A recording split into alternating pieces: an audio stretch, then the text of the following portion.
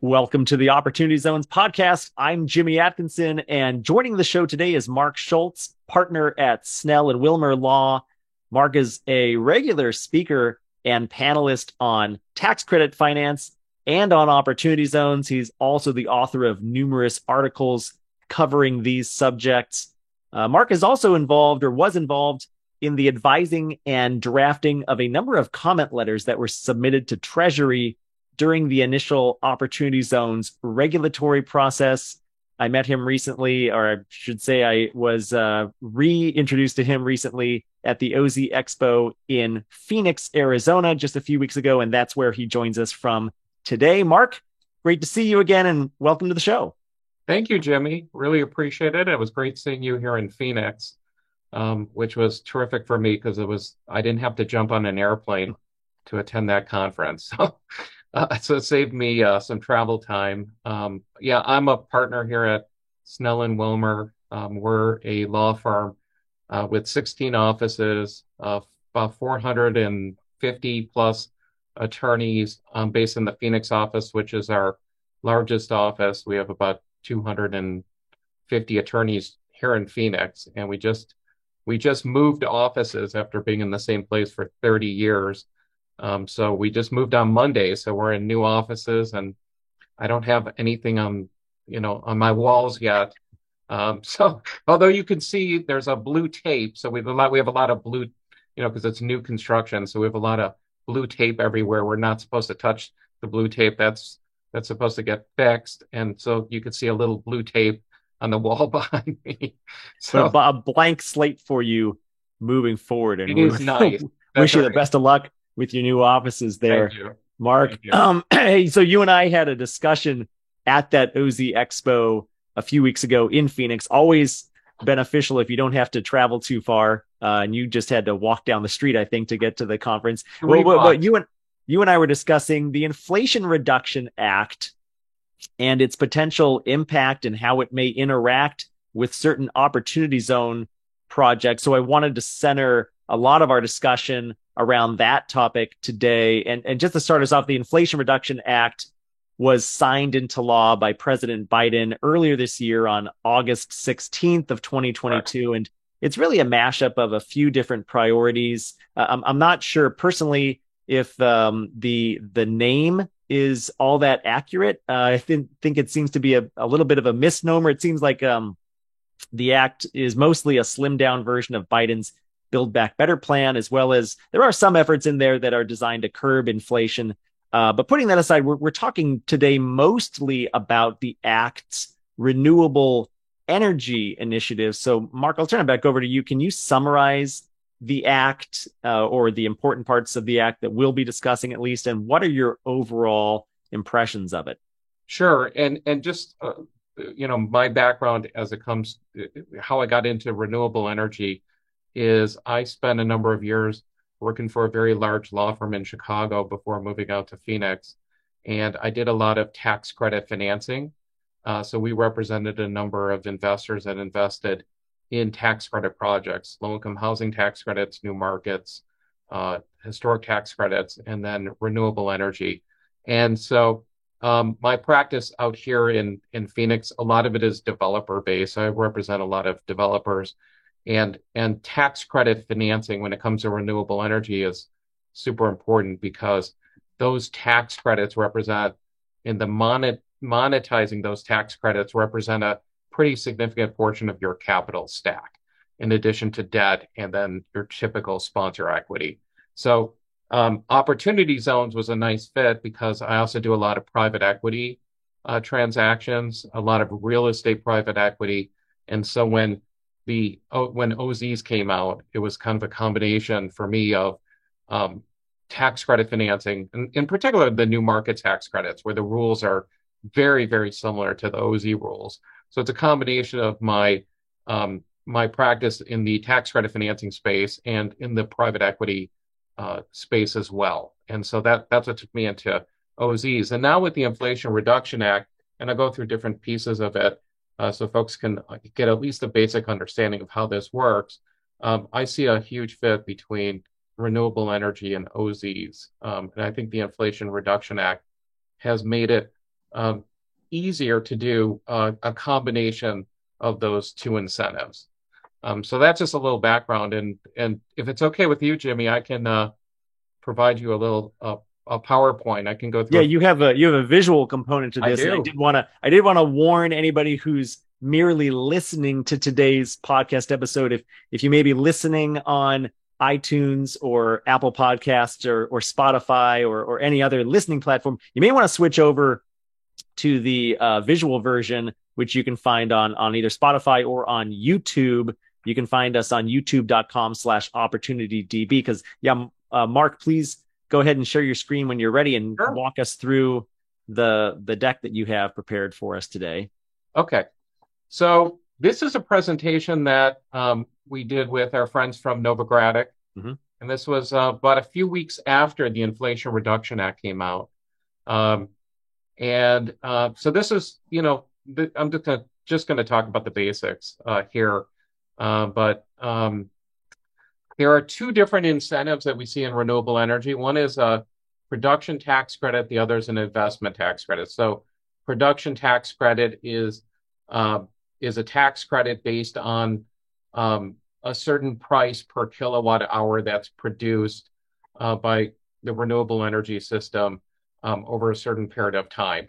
And investment tax credit is a tax credit, essentially a certain percentage of your cost to construct the project.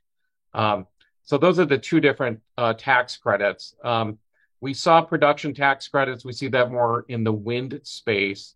And in the solar space, we see more the investment tax credit.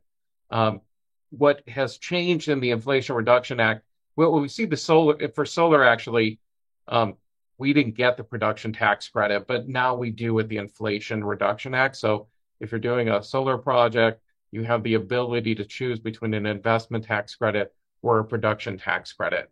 So where we were heading at the time that prior to the Inflation Reduction Act passing was we're phasing out the investment tax credit, and the production tax credit had been phased out. So so the Inflation Reduction Act restored these credits and then added and really enhanced those credits, really focused on domestic jobs and domestic content with the equipment. We have the beauty of the Inflation Reduction Act is the runway that we have. So these credits are now restored to the later of 2032, or the date that greenhouse gas emissions from the production of electricity in the US have been reduced by at least 75% of the greenhouse gas emissions for the 2022 year. So So that could potentially push us well beyond that 2032 date. well beyond, yes. It's the potential, and not only that is even when that gets achieved, we still have a phase down. So it's Hmm. the next year is still at 100%, then it goes to 75%, then 50%, then it at that point terminates the credit. So we have a long runway, which is enough to uh, really build this industry. I mean, the renewable energy industry is fairly mature now, but this gives us a lot of runway, and it allows a lot of folks to be entrepreneurial and set up because the financing's here, and so it allows you to set up. Maybe you install solar equipment, but now you can do a development company. So it's going to give folks the ability to be entrepreneurial with their business outlook, and so that's what's so great about this. The other thing it does is it adds the ability for nonprofits to get a direct pay option from the government. So it used to be a nonprofit, they don't qualify for the credits, and so nonprofits had to just buy power from uh, a third party company that would own the equipment and sell them the power. Now a nonprofit in order can get the subsidy by actually owning the system themselves. So they can apply to the government and get a check equal to the amount of the tax credits that they would get if they were a for-profit. So that's a nice feature. And then the other feature is the ability to freely transfer these credits instead of doing this complicated tax equity structure. And we've done, we were working on a couple before the Inflation Reduction Act passed that were very complex structures involving inverted leases. And now with the Inflation Reduction Act, we're looking at the option of just simplifying everything and just transferring the credits to a third-party purchaser of the credits. So that's kind of the components here. I'll just unless you have any other questions, Jimmy. Yeah. So the new production tax credit. Let's focus on that for a second. I'm sorry, maybe you're going to get to this, but what is the amount per kilowatt hour? So I will get to that in a second. Okay, and I think you're going to be covering the different percentages that you're going to acquire in the investment tax credit as well. Yes, correct. Okay, great. Well, yeah, carry on then. Okay. So the nice thing here is with the Inflation Reduction Act, it provides a tax credit for energy storage. It's actually, the term is energy storage technology. That's something we didn't have before.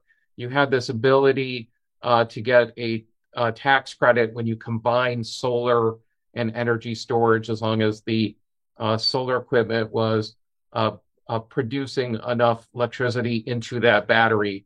I can't remember if it was 75% or 80% of the energy in the battery had to come from the solar equipment. Now, what is fantastic is now you can have a standalone energy storage project that gets the investment tax credit. So that's something that's new.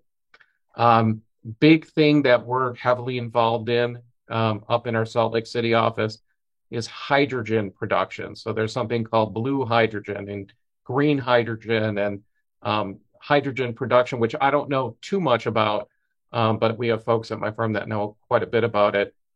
That gets a tax credit as well. That gets both an investment tax credit or a production tax credit. You can't get both on the same facility, but you get to pick either one. And then the other thing that it does is it enhances what's called the carbon sequestration tax credit. So it enhanced that. That's under 45Q of the tax code. Folks are super excited about that as well in the carbon sequestration business. It's got a lot of applications for that as well.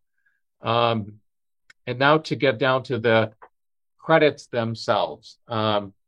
So the production tax credit, so what they've done here is they're very focused on domestic workers and domestic content. So they basically say, if you build one of these facilities, you automatically will get a 6% tax credit on the investment tax credit, or it's 0.3 cents per kilowatt hour. And then it's kind of technically, there's a technical feature to this. It's on the production tax credit, you multiply it by this annual inflation factor that comes out, I think it's each April of each year. And right now it's 1.7593. So that takes it for this year. Your production tax credit at its base is 0.52 cents. And then you have this weird thing where you round up to the 0.05. So it rounds up to 0.55 cents per kilowatt hour. And then at the investment tax credit, we start off at 6%, right? So which doesn't seem like much in either case. But this is where we get into what we call the 5 times multiplier.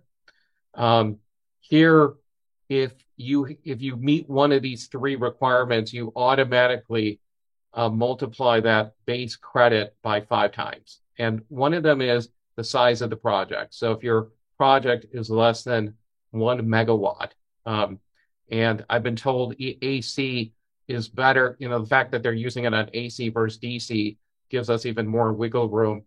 But if it's less than 1 megawatt, you automatically get that 5 times multiplier. So that will take you to a 30% tax credit, which right now, this year, we have without the Inflation Reduction Act, we were looking at a 26% tax credit, and next year was dropping down to a 22% tax credit. So right now, small project, 1 megawatt is not too small. I mean, most rooftops going to be less than a megawatt. Most commercial rooftop is going to be less than 1 megawatt. So that's a a favoritism towards these smaller projects, but these aren't too small. I mean, it's a lot larger than what you would see on a home.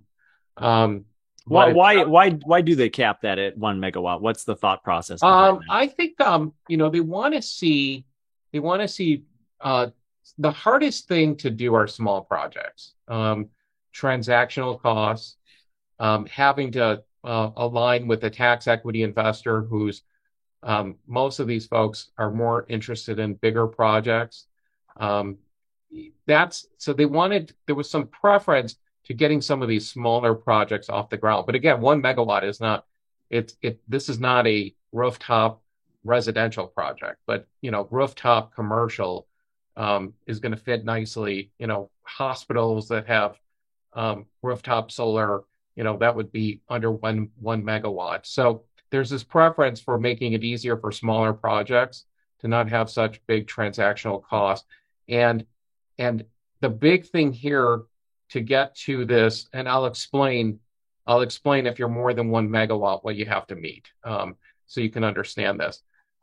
If the project is more than 1 megawatt, then you're going to have to meet a prevailing wage and apprenticeship requirement. Hmm. So the preference was with these smaller projects to not have to require prevailing wage slash apprenticeship requirements for the smaller projects.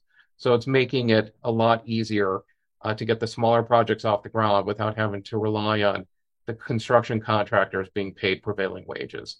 Um, Got it. the smaller projects cost more per watt to build than the utility scale, the solar farms you see when you're driving on the highway and you see this big solar project. It's a lot easier to build that. You don't have all the racking issues you have with rooftop and carports. Just simpler just to lay solar down in the desert, and in a rural area. This And maybe in an opportunity zone, but we'll talk about that Yeah, in a few minutes, I think. yes, yeah. So you have this. If you're over 1 megawatt, you got to meet prevailing wage slash apprenticeship requirements. Um, they have this safe harbor. So if you commence construction, and that's a term of art, commencing construction, you can do it, by incurring a certain amount of cost or starting some physical work on the project. But if you commence construction within the date that's 60 days after guidance is published by Treasury on the prevailing wage requirement, then you're accepted out if you're more than 1 megawatt. So that right there, I've been told that Treasury might even have this guidance out by the end of the year. So that might not be as relevant for a lot of projects, unfortunately. But the bottom line is, in some states, it's not going to be hard to meet the prevailing wage requirement, as I've been told by my labor and employment folks. But in other states, it could be a huge burden to meet that. It's going to increase your costs. So, so let me just explain the 5 times multiplier for PTC. So for PTC, if I go 5 times 0.55, that takes me to 2.75 cents per kilowatt hour. So that's pretty generous right there. There is some, when I talk to folks at Novogradac, they do say that there is some folks that take a different position that that rounding up you do after the multiplier, and that would take you to actually I think it's 2.65 cents, not 2.75 cents. So there's some question of whether it's 2.65 or 2.75. I think it's 2.75 cents. So that's what we would get with a smaller project or a meeting prevailing wage. We're at 2.75 cents. And then what's nice is we have this concept called adders. So if you satisfy certain requirements, you get to add to the credit. First one being, let me skip up here, domestic content. So remember I said that there's a preference for domestic content. So if you meet the domestic content requirements, then you get to add 10% to that tax credit.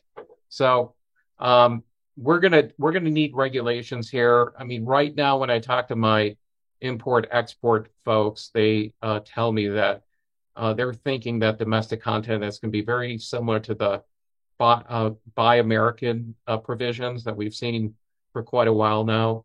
And so there's a certain percentage The steel and the iron have to be U.S. sourced, but the component parts, there's a 40% requirement that have to be domestic. And then that ramps up to, I think it's 55% over the next few years. So they start us off at 40 and take us up to, again, I think it's 55 cents. I don't know if I have a slide for the ramp up. I do not. And this is not my area. I'm a tax attorney. So, But you can, but bottom line is you can get your investment tax credit with adder number one up to 40% now. And then the production tax credit gets bumped up by an additional 10% of that number of cents per kilowatt hour. There was correct. some You're question getting as to close to, how much that might be, but yeah. yeah, you're getting close to 3 cents per Yeah. kilowatt hour, Yep. so that's pretty generous. I mean, a lot of folks buy retail energy at like anywhere from like 8 to 10 cents per kilowatt hour, maybe a little bit higher. Yep. And if you think about that, getting almost 3 cents per kilowatt hour for 10 years on your production, that's very generous. So that's something you can make the numbers work.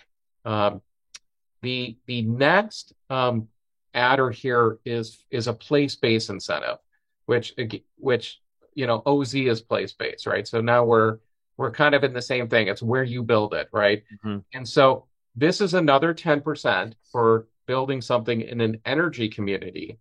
And there are three ways you have an energy community. The second way we absolutely need guidance on, but the first two are pretty simple. It's a brownfield site, or it's an area that after 2009 had a retired coal-fired facility, or a retired coal plant. And it's based for that coal-fired facility or coal plant.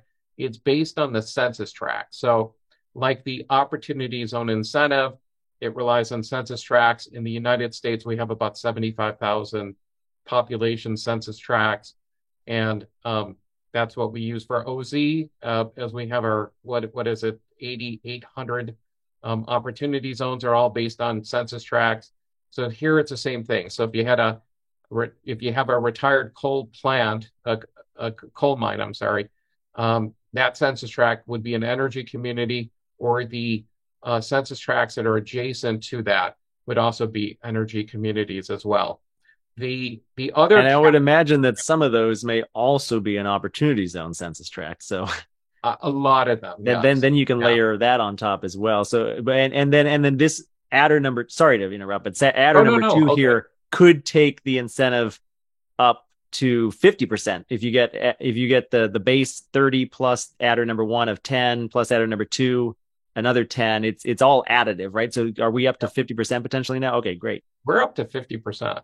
So that's again very generous. And then the next adder, the third component to energy community is this where we look at metropolitan statistical areas. So I can't remember how many there are, but they're, like different metropolitan areas are considered MSAs. So I'm based here in Phoenix, so it's like Phoenix and Mesa are an MSA.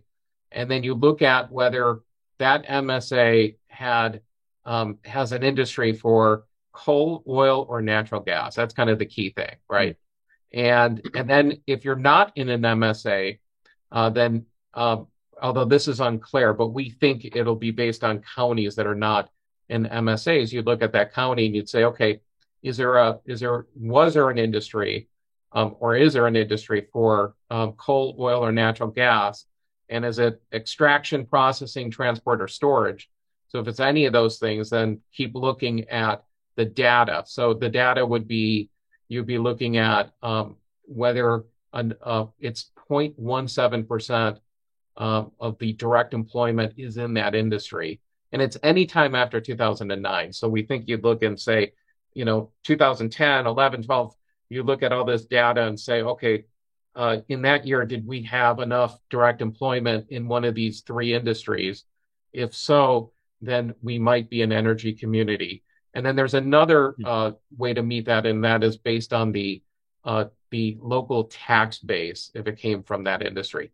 This is an area that there it's almost impossible at this point. We've looked at certain counties and tried to look at the data that's available and try to figure this out, whether that county would, a non-MSA county, whether that would be an energy community. And we're just having a hard time figuring this out.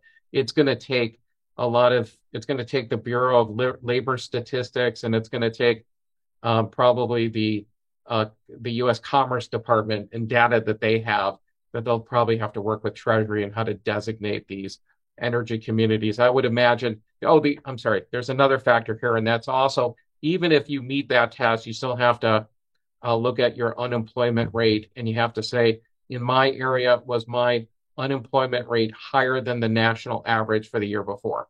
So you still have to do that too. So like opportunity zones, I'm sure there's going to be a mapping tool where you're going to look and go on it and say, okay, is that an energy community? Yes, it is. So good, I get another 10%. Got it. That makes sense. Are there any more adders? One more. Okay. This one's pretty exciting. This is this environmental justice allocation. And so this is a 10% adder, could be up to 20%. Okay. Now, this is all based on population census tracts. Okay. Or at least for the 10% adder. And so the way this works is this is going to be some type of application process that folks are going to apply. I think it's going to function application-wise a lot like the new market tax credit. There's a limit on how many projects can be part of this adder. It's 1.8 gigawatts per year. And to the extent not used, it's going to carry over into the next year. I'm told by my clients that they think 1.8 should be sufficient for this. But if your project is located in a low-income community, which is the same definition that we have for OZ, it's the same definition that we had for OZ tracts that were eligible to be nominated by each governor. So again, this is place-based. Right. So there's 8,700 and change opportunity zones. There may be 35,000 roughly low income census tracts. I'm just kind of guessing ballpark. Is that right? Yeah, 39% of 75,000. So okay, that should all be low income communities. So yeah, we're going to have at least 97, 98% overlap with OZ. Yeah. Because in OZ we had that 5% carve out, but I'm not aware of any state that actually used the full 5%. So it's like 2.7% used. But the bottom line is there's a very, very good chance that if you're in an OZ, you're also in in one of these low income communities for this particular adder.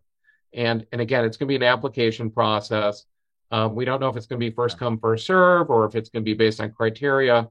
That actually is part of the comment process that we're in right now, where Treasury has asked folks to comment on these provisions. Comments are due a week from this Friday, as they only have 180 days to establish this program from when the act was enacted. So that was August. So it's possible by the time that this episode airs, we will have passed that deadline. It's very possible. A note for our listener. We're recording this toward the end of October. So yes. Yeah. So this is another 10%. And we're up to 20%, right? Up to 20%. I'll explain that one too. So that can potentially take the total investment tax credit up to either 60 or as high as 70%. Am I understanding that correctly? You are 100% correct. That's impressive. Percentages. Wow, yeah. So the nice thing is this 20% adder. Now this one, I don't have I'm sorry, I don't have a slide for that, but that would be a situation where I'll give you a classic example. You're putting solar on a low-income housing tax credit project.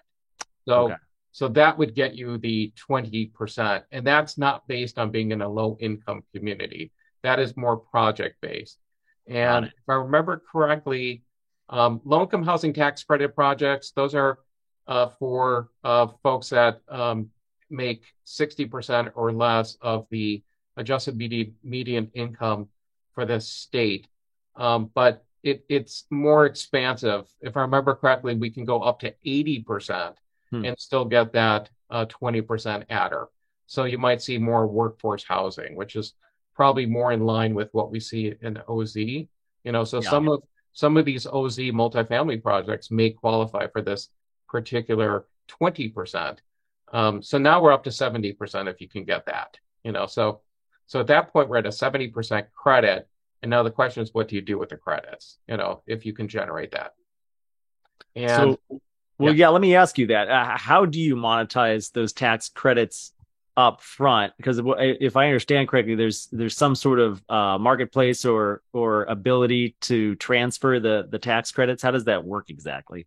correct. So what they changed is this ability to transfer the credits. Now there's something called direct pay. I'm not going to go into that only because that's for nonprofits and governmental entities, and that's not going to work with OZ. Hmm. But I'll talk about transferring of credits. So they added this ability.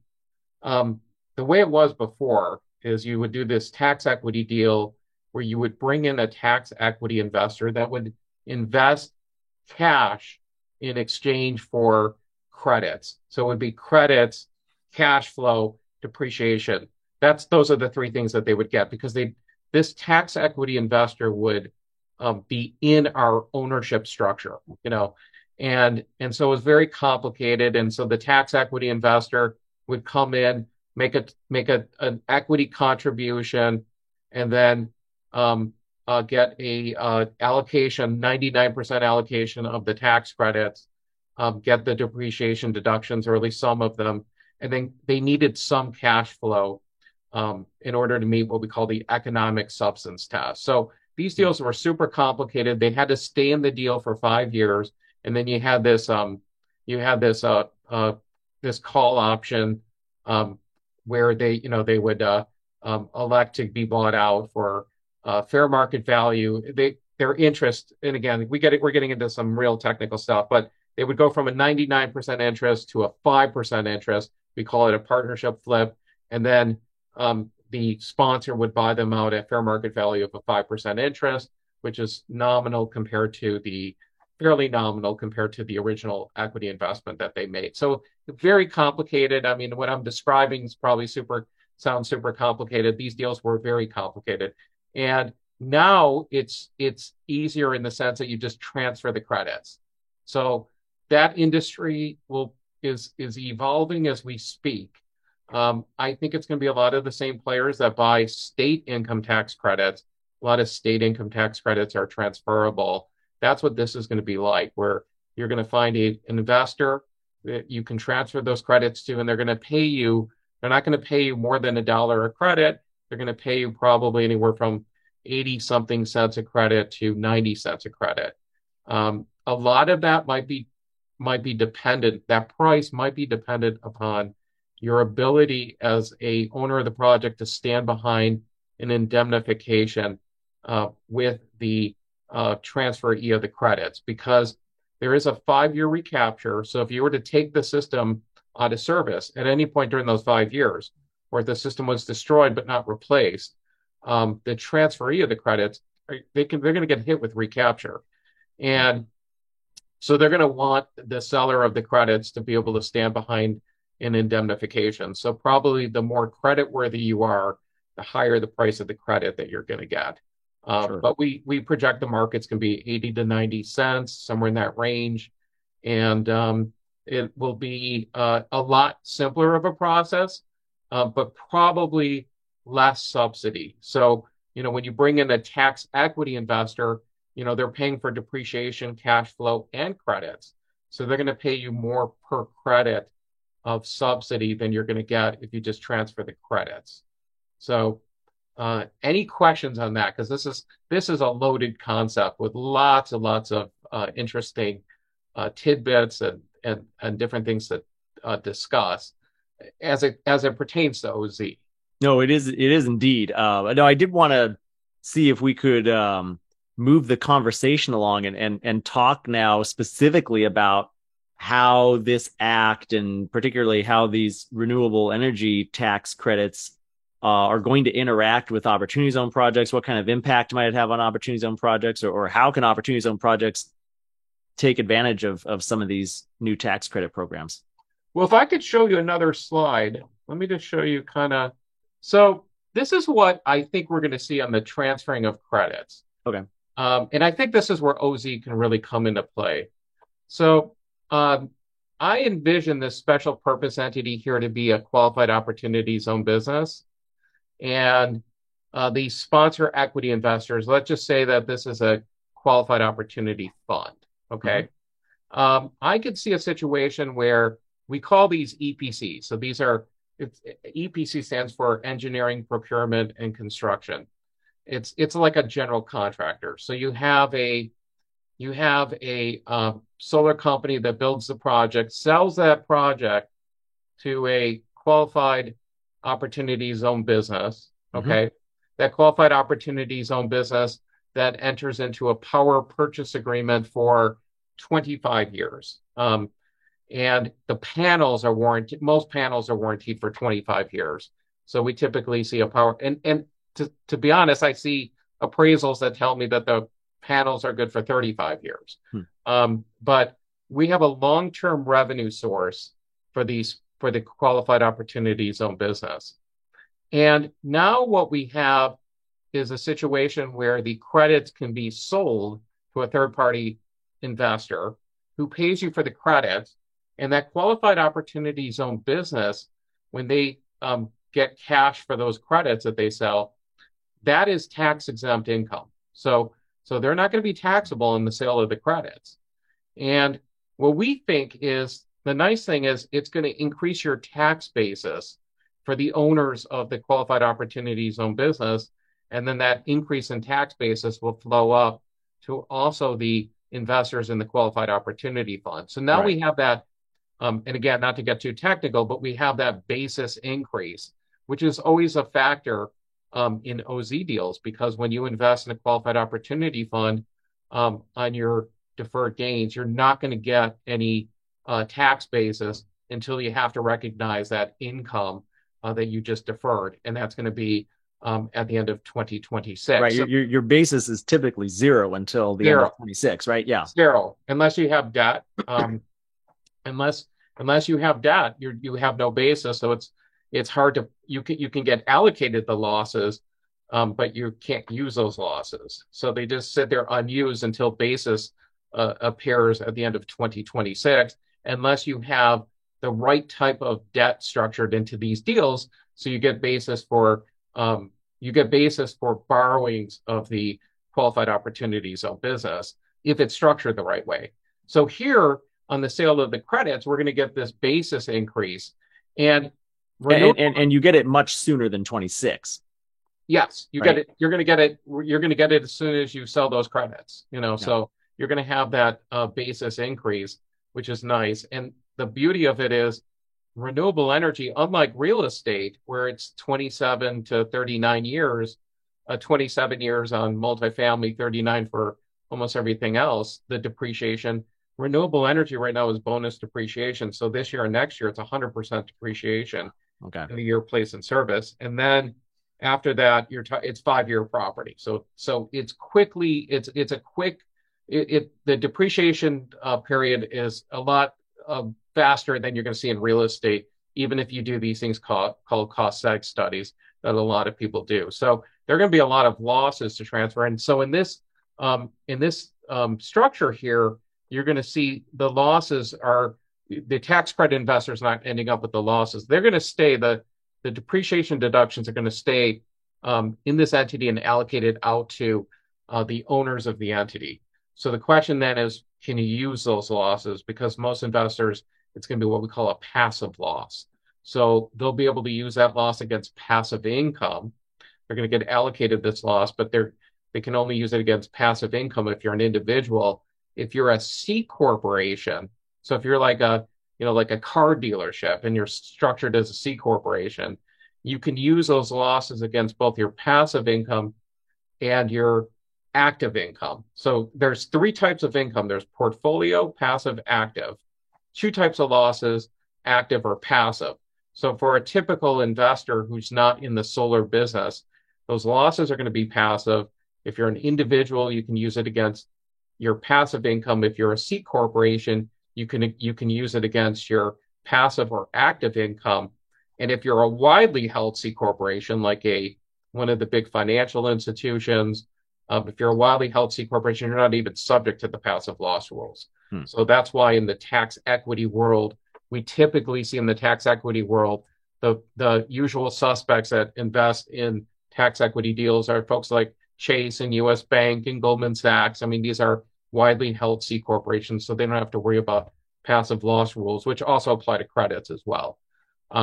So that's the thing that's so interesting here is, if you go and invest you're investing in the economics of the solar project, which gives you this like almost like an annuity, right? It's this revenue stream with usually great off takers. A lot of times they're municipalities, or you see a lot of them on Walmarts, and very good credit worthy off takers buying the power, and they're long term agreements. And so the nice thing is you got this revenue stream coming in, so this money's coming in. You're going to get a bunch of losses. The question is, can you use those losses now? Here's the beauty. If you can't use the losses now, you will have passive income coming in, and that is from the revenue stream from the power purchase agreement. So that will be passive. And so at the very least, you'll be able to at least use those losses to offset the income you have coming in. It's a question of how many years it's going to take to use up those losses. So if it's 7 or 8 years, at least you can look at that and say, all that income coming in for 7 or 8 years is going to be tax-free to me, Right. because I don't have to pay tax on it. I've got the losses to offset that income. Then here's the bonus. We get past the 10-year holding requirement. And now I go and sell this solar equipment with the power purchase agreement that has 15 years left of revenue, at least, and there might be some extensions. Then I go and sell this equipment and power purchase agreement, and now I'm looking at what are my tax consequences, because let's just say I took all the losses, so I got to use the losses, so that's terrific. The way it works with equipment is if I buy a piece of equipment for 10 million, depreciate it down, and then go and sell it for 4 million, I have depreciation recapture that I have to pay at ordinary income tax rates. And as we know with the opportunity zone incentive, even depreciation recapture, as long as it's not inventory, as long as it's not a sale of inventory, when I go and sell this equipment at the end to someone on the secondary market, and there is a secondary market for these projects, when I go and sell that, it's going to be tax free. I'm not going to have to recapture that depreciation. Right. So that's the beauty of all this. And there's no tax on the gain either. There's no tax on the gain. Yeah. That part's obvious, I guess, but I had to mention it. So it's really like, if you think about it, this is a huge home run, and it just seems like such a good fit with the Inflation Reduction Act and the Opportunity Zone incentive. It just seems like a good convergence of the two different incentives. Absolutely, because so much of the Inflation Reduction Act's renewable tax credits are place-based, and those census tracts often overlay with opportunity zones. It seems like a slam dunk. You might as well put some of these types of deals into opportunity zones. So that was a great walkthrough, very thorough. Thank you, Mark, for walking us through both the renewable energy tax credits that are available through the Inflation Reduction Act of 2022, as well as how it can be applied to a typical opportunity zone deal. I know you're working with a number of clients who are working on deals like this, solar deals. Do you have any specific examples of any deals that you're working on that you'd like to kind of share with us today? Just a couple of anecdotes, perhaps. Yeah, I mean, I've got a deal in Puerto Rico that's both OZ and solar, and it's an interesting deal. It was a deal that we were structuring using what's called an inverted lease, which is it's a complex way of transferring the tax credit. So you've got your entity that owns the solar equipment, and then we have this master lease where we lease it to this other entity that's owned by the tax equity investor and then the sponsor of the project. And they have this special rule in the renewable energy area where if you have this this lease, you can pass through the tax credits at fair market value of the equipment. So it's, so you would get an appraisal for the equipment. It allows you to pass through those tax credits based on, we were looking at 26% of whatever the fair market value of the equipment was. And then at that point, that entity, we call it the master tenant, has the power purchase agreement. And it's a complex structure. With the Inflation Reduction Act, we're looking to simplify things. So and again, it's an OZ deal. So we're looking to simplify it and using something like what I put up in the structure chart. And it's a nice size project. Energy in Puerto Rico is super expensive. It's like 30 cents per kilowatt hour. It's up there. So solar makes a lot of sense there. I don't know what the price per kilowatt hour is going to be on the power purchase agreement, but let's just say it's 11 or 12 cents. That saves folks a lot of money, knowing that their power for 25 years is going to be at that 11, 12 cents per kilowatt hour range compared to what they pay there. Because I think a lot of their energy is diesel generated, diesel fuel. And so that's super expensive, especially right now. So that's an interesting project, an exciting project, a very much needed project. It's in an opportunity zone, as 97% of the island is. And, maybe that would be the classic inflation reduction. So yeah, that's true. That might be.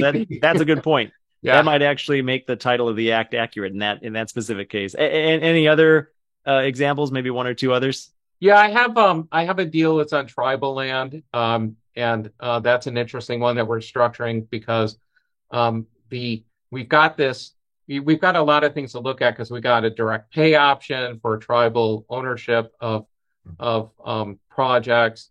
But we'll probably structure that with a third party that will sell energy to a business located on tribal land. And so there we've got OZ, we've got low income community, so we can take that 30% up to 40%. We don't have the energy community. We may have domestic content, so that can get us up to 50% on that one as well. And then there's a bunch of different financing options because it's on tribal land as well. So we have, for our debt financing, we have a bunch of options as well. So very impactful project, as most stuff in an OZ is, impactful. We'll talk about that as well.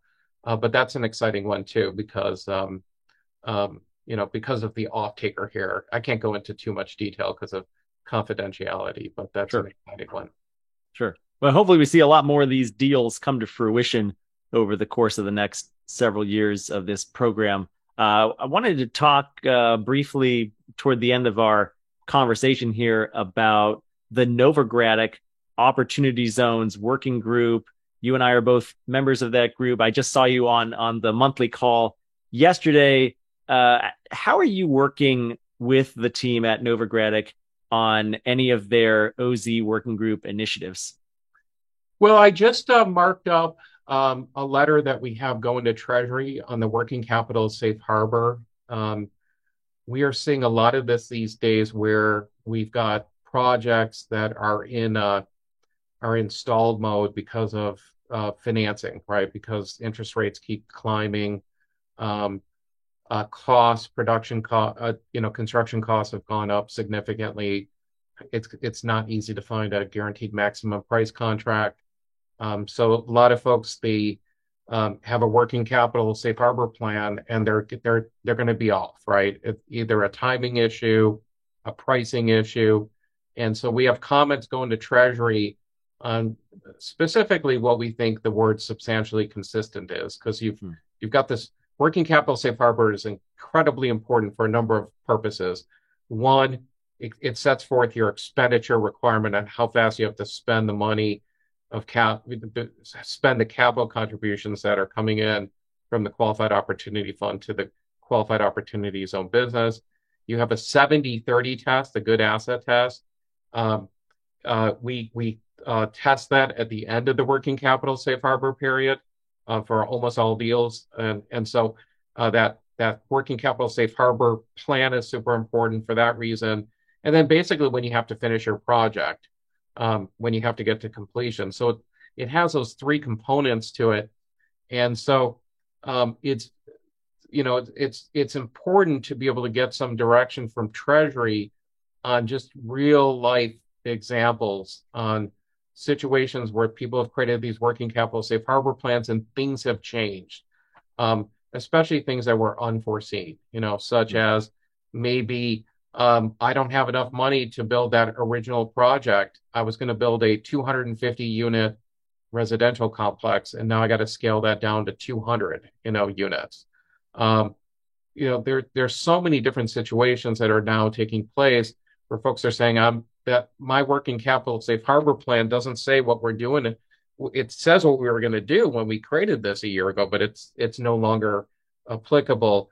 And am I acting substantially consistent with that plan? Because if I'm not, then I don't have a good qualified opportunity zone business, And so we're talking about different situations where maybe projects are not feasible.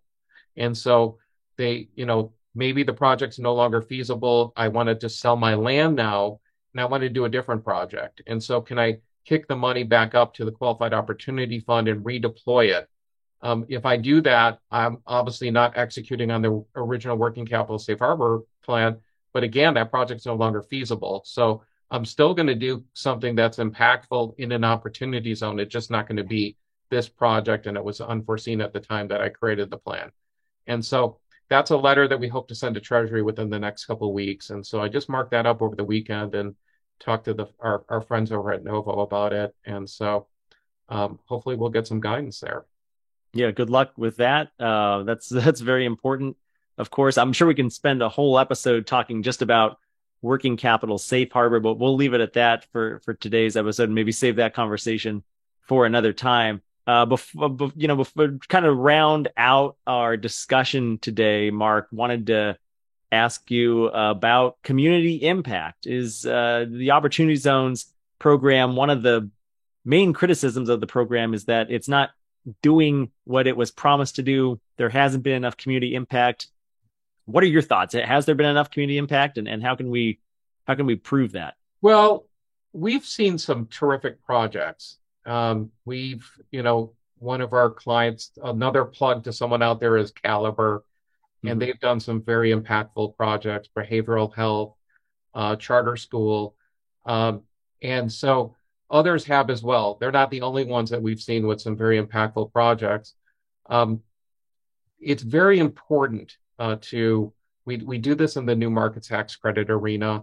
You have a grand opening, you want to show off your project, invite your congressional reps, so that they can see what this incentive has done for their districts. And new markets is kind of implicit, like everyone out there, a lot of it is you have a tax credit investor and what we call a CDE, they're involved in that project. So, they might be the ones sending out the invitation to the congressional rep.